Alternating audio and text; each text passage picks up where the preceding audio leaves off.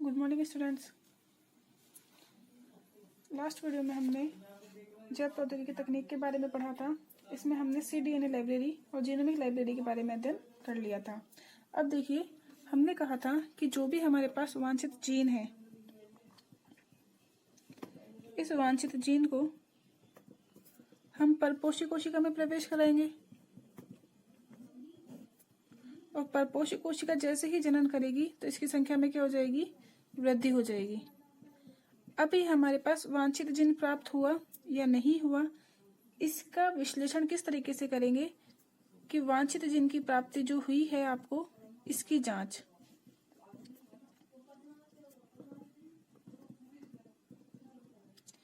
इस वांछित जीन का विश्लेषण करना है हमें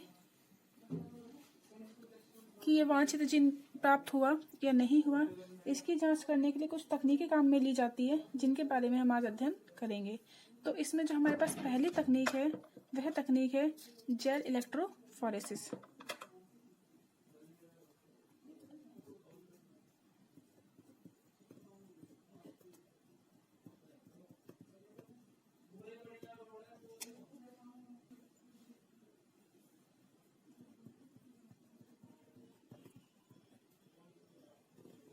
इसे जैव वैद्युतकण संचरण भी कहा जाता है।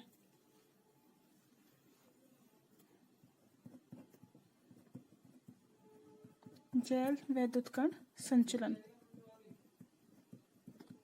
देखिए क्या होता है इस विधि में। इस विधि में हम डीएनए के खंडों को उनके साइज के अनुसार, यानी कि उनके लंबाई के अनुसार हम पृथक कर सकते हैं। इसमें हम इलेक्ट्रिक फील्ड यानी कि विद्युत क्षेत्र यूज करते हैं, इसीलिए क्या बोल दिया इसे? जेल इलेक्ट्रोफोरेसिस या जेल वैद्युतकण संचलन। देखिए इसमें क्या होगा, हम जेल काम में लेंगे। यह जेल पॉली एक्रिलेमाइड जेल या एगारोज जेल होगा। अभी हम लिख लेंगे। तो हम किसी जेल में, जेल क्या होता है? अर्ध ठोस अवस्था होती है, ना तो वो ठोस होता है ना ही वो द्रव होता है। तो अर्ध ठोस अवस्था में विद्युत क्षेत्र की उपस्थिति में डीएनए के कण क्या करते हैं? गति करते हैं, और उसी गति के आधार पर ये अलग अलग लंबाई में एकत्रित हो जाते हैं, समूह बना लेते हैं, जिन्हें हम अपनी आवश्यकता अनुसार पृथक कर लेते हैं। क्लियर है? तो क्या हुआ? जेल इलेक्ट्रोफोरेसिस ये क्या है? एक विश्लेषण की तकनीक है।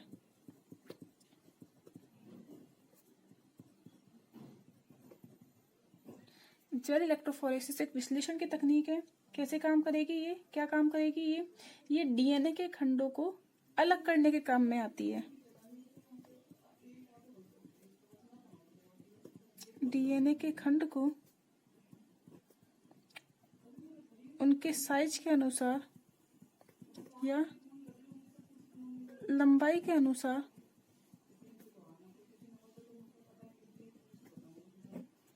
डीएनए के खंडों को उनकी साइज या लंबाई के अनुसार पृथक करने के काम में आती है।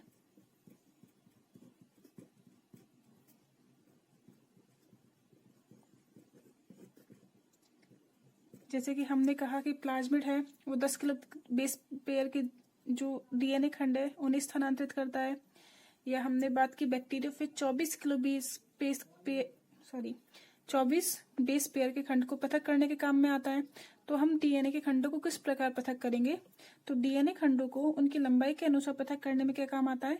जेल इलेक्ट्रोफोरेसिस तकनीक काम में ली जाती है। देखिए इसमें क्या होता है, इसमें हमारे पास एक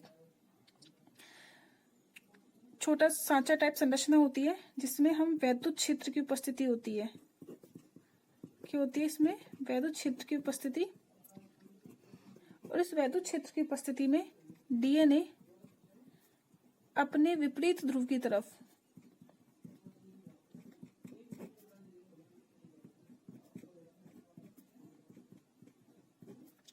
गमन करते हैं।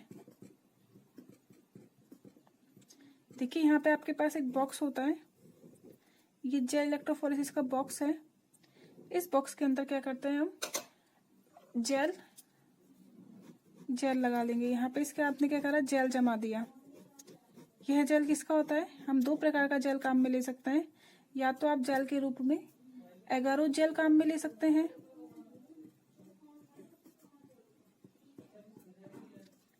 या आप जेल के रूप में पॉलीएक्रिलेमाइड जेल काम में ले सकते हैं।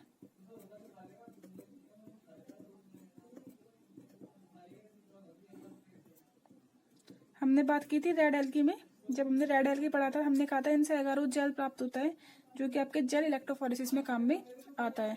तो या तो हम एगारोथ जेल काम में ले सकते हैं या पॉलीएक्रिलेमाइड जेल काम में ले सकते हैं। इस जेल को आपने क्या किया, जो भी आपके पास बॉक्स था, जो उपकरण था, उसमें आपने क्या करा, इस जेल को जमा दिया। अब देखिए इसके बाद आप इसमें वैद्युत क्षेत्र लगाएंगे।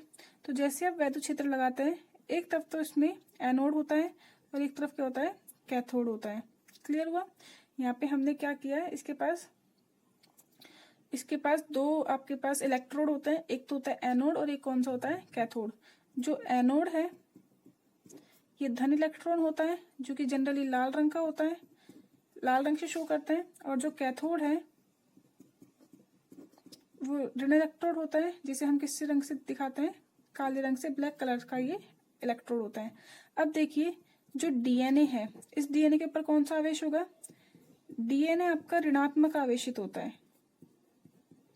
डीएनए कैसा आवेशित होता है, ऋणात्मक आवेशित। देखिए डीएनए अम्ल है, डीऑक्सीराइबो न्यूक्लिक अम्ल, और जैसे ही ये एसिड H+ आयन थकेगा तो उसके ऊपर कौन सा आवेश आ जाएगा, ऋणात्मक आवेश। अब जैसे ही आप इसे वैद्युत क्षेत्र लगाएंगे, जैसे ही आप वैद्युत क्षेत्र में इसको लगाएंगे तो डीएनए क्या करेगा, ऋणात्मक आवेशित है तो अपने विपरीत ध्रुव की तरफ, विपरीत इलेक्ट्रोड की तरफ गति करेगा। यानी कि कहाँ गति करेगा, ये एनोड, धन इलेक्ट्रोड की तरफ क्या करता है, ये गति करता है। और यह गति किसकी उपस्थिति में हो रही है, वैद्युत क्षेत्र की उपस्थिति में। इसीलिए हम क्या बोल देते हैं इसे, जैल वैद्युत कण संचलन। क्लियर हुआ। अब देखिए कैसे करते हैं हम इसे। अब देखिए यहाँ पे क्या करेंगे, ये जो आपके पास जेल होता है, इस जेल में छोटे छोटे कूप बने होते हैं। जेल में क्या उपस्थित होता है, यहाँ पे कूप बने होते हैं।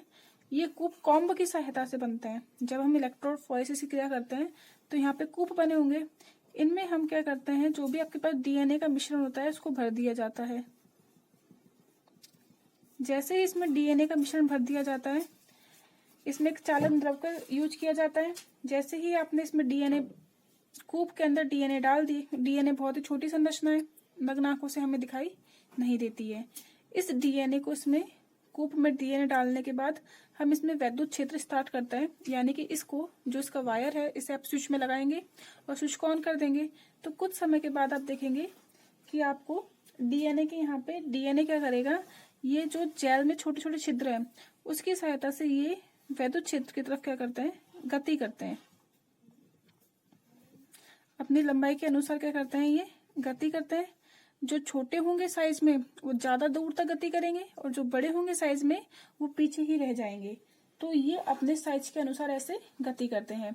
अब देखिए यहाँ पे जैसे ही हमें बैंड मिल गए, ये हमें नग्न आंखों से नहीं दिखाई देंगे। इस जेल को हम पृथक करेंगे और इसे हम ETBr, इथिडियम ब्रोमाइड से क्या करेंगे, अभिरंजित कर देंगे। इसे हम क्या करेंगे, इथियम ब्रोमाइड से क्या कर देंगे, अभिरंजित कर देंगे। इथिडियम ब्रोमाइड से अभिरंजित करने पर क्या होगा, आपको कलर दिखाई देगा ऑरेंज कलर का। इसके बाद जैसे ही हम इस जेल को पराबैंगनी प्रकाश में रखते हैं,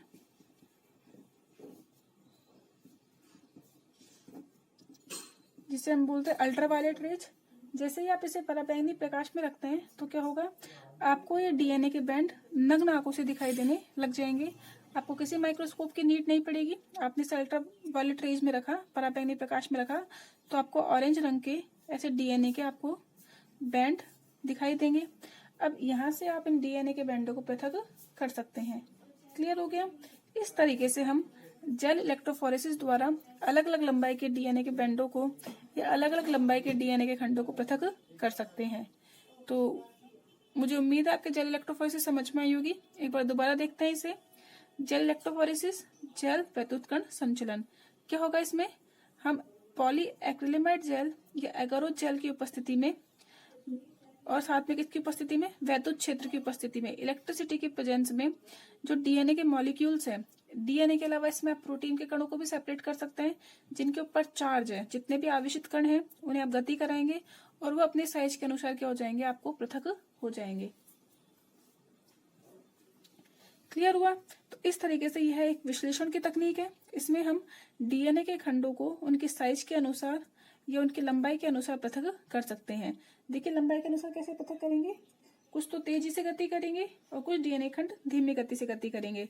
तो जो छोटे साइज के होंगे, जिनका साइज छोटा होगा, वो तीव्र गति करेंगे और तीव्र गति करेंगे तो दूसरे किनारे तक पहुंच जाएंगे। वो तीव्र गति करने से क्या होंगे, ये दूर तक गति करेंगे। और साथ ही जो बड़े डीएनए के खंड है, साथ ही जो बड़ा खंड है डीएनए का, वो धीमी गति करेगा और वो ज्यादा दूर तक गमन नहीं कर पाएगा। तो जब आप इसे इथिडियम ब्रोमाइड से कलर करने के बाद पराबैंगनी प्रकाश में देखेंगे तो आपको छोटे खंड तो दूर तक दिखाई देंगे, जबकि बड़े खंड आपको इस कूप के पास ही दिखाई मिलेंगे। क्लियर हुआ? तो जो ये आपके कूप है, वेल इसके पास तो आपको कैसे खंड मिलेंगे, डीएनए के बड़े खंड, जबकि आपके जो दूसरे किनारा है वहां पे आपको कैसे खंड मिलेंगे, आपको छोटे खंड मिल जाएंगे। तो अब इस जेल को हम अभिरंजित कर देंगे, अल्ट्रावायलेट प्रकाश में देखेंगे तो ये हमको चमकीले नारंगी रंग के दिखाई देंगे। क्लियर है? कैसे रंग के दिखाई देंगे, इथिडियम ब्रोमाइड से अभिरंजित करने पर चमकीले नारंगी रंग के। और इन चमकीले नारंगी रंग के डीएनए बैंडों को या डीएनए के खंडों को आप आपकी आवश्यकता के अनुसार कट करके अलग कर सकते हैं। क्लियर हुआ? इस तरीके से हम जेल इलेक्ट्रोफोरेसिस के द्वारा डीएनए के खंडों को पृथक कर सकते हैं। यहाँ पे जो एगारोज जेल है या जो पॉलीएक्रिलामाइड जेल है, इनके बीच में छोटे छोटे खंड होते हैं। जेल में क्या होता है, छोटे छोटे गैप होते हैं, बीच में स्पेस पाए जाते हैं। तो ये एक आणविक चलनी के समान काम करते हैं। कैसे काम करेंगे, ये जो जेल है, ये जेल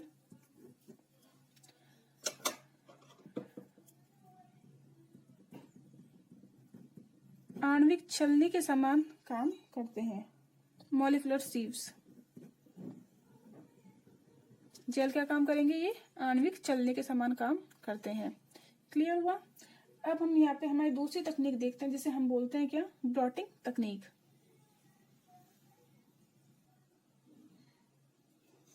हमारे पास इसी में विश्लेषण की दूसरी तकनीक है,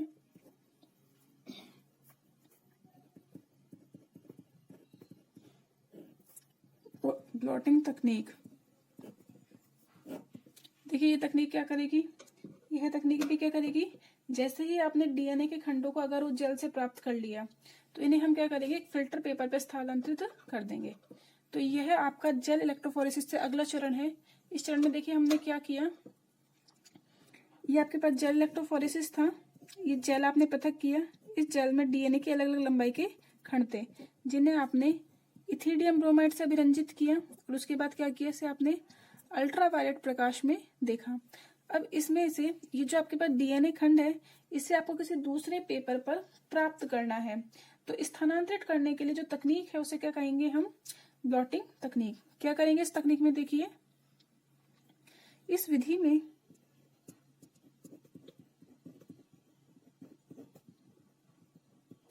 डीएनए के टुकड़ों को या डीएनए के खंडों को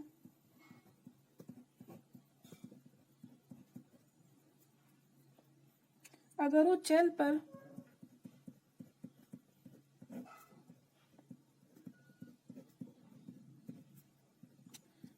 प्राप्त करने के बाद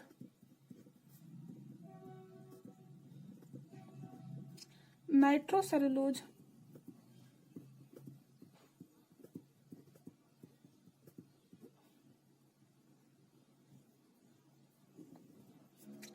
फिल्टर पेपर पर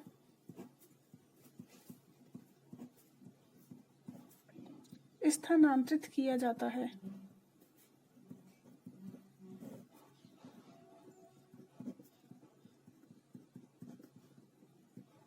देखिए क्या किया जाता है, जो ब्लॉटिंग तकनीक है, ब्लॉट का मतलब होता है धब्बा, स्पॉट। क्या बोलेंगे, धब्बा या स्पॉट। तो जो आपको यहाँ पे डीएनए खंड मिला था, उसका सेम ऐसा का ऐसा आपको स्पॉट कहाँ मिलना है, आपको नाइट्रोसेलुलोज फिल्टर पेपर पर स्थानांतरित करना है। तो क्या करेंगे, जो भी आपको एगारोज जेल पर जो डीएनए के खंड मिले अलग अलग दूरी पर, इसको आपको एक फिल्टर पेपर पर स्थानांतरित करना है। तो फिल्टर पेपर पर स्थानांतरित करने की जो विधि है वो कौन सी तकनीक है? ब्लॉटिंग तकनीक। और यह जो फिल्टर पेपर है यह नाइट्रोसेलुलोज का बना हुआ फिल्टर पेपर होता है। इसी क्रिया को हमने क्या कह दिया है? यह तकनीक ब्लॉटिंग तकनीक कहलाती है।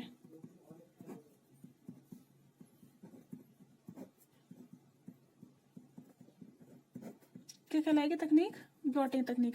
देखिए नाइट्रोसेलुलोज का जो फिल्टर पेपर है ये आपकी कॉपी के पेपर का जैसा ही होता है, बस आपके जो पेजेज है ये सेलुलोज के बने हुए हैं, जबकि ये जो पेपर है फिल्टर पेपर किसका बना होता है? नाइट्रोसेलुलोज का बना होता है।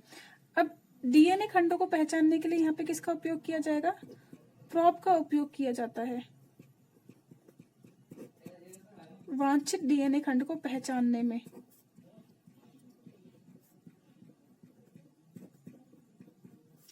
आपको कितनी लंबाई का डीएनए खंड चाहिए अपने कार्य के लिए? तो इसके लिए हम क्या करेंगे? वांछित लंबाई का प्रोब यूज करेंगे और उसी प्रोब के उपयोग के द्वारा हमें वांछित डीएनए खंड प्राप्त हो जाता है। यह जो ब्लॉटिंग की तकनीक है सबसे पहले जो वैज्ञानिक थे E.M. सदर्न, इनके द्वारा खोजी गई। तो E.M. सदर्न ने सबसे पहले यूज किया, वो भी किसके लिए? डीएनए के लिए। यह ब्लॉटिंग तकनीक मुख्य रूप से 3 प्रकार की होती है। यह 3 प्रकार कौन कौन से हैं? एक है सदर्न ब्लॉटिंग, दूसरी है नदर्न ब्लॉटिंग और इसमें थर्ड कौन सा है? Western blotting. ये 3 अलग अलग प्रकार की ब्लॉटिंग तकनीक है जो कि अलग अलग प्रकार के खंडों के लिए काम में ली जाती है। ये विभिन्न प्रकार की ब्लॉटिंग विभिन्न खंडों के लिए काम में ली जाती है, जैसे सदर्न ब्लॉटिंग डीएनए के लिए, नदर्न ब्लॉटिंग आरएनए के लिए, जबकि वेस्टर्न ब्लॉटिंग प्रोटीन के लिए काम में ली जाती है। साथ ही साथ यहाँ पे जो फिल्टर पेपर लिया जाता है यह भी पृथक पृथक प्रकार का होता है। तो हमारे नेक्स्ट वीडियो में हम डिफरेंट टाइप्स की ब्लॉटिंग के बारे में बात करेंगे कि टाइप्स ऑफ ब्लॉटिंग, जिसमें सदर्न ब्लॉटिंग, नदर्न ब्लॉटिंग और वेस्टर्न ब्लॉटिंग की बात करेंगे। और इसी के साथ हम पीसीआर के बारे में भी बात करेंगे। PCR means polymerase chain reaction. तो आज के लिए इतना ही।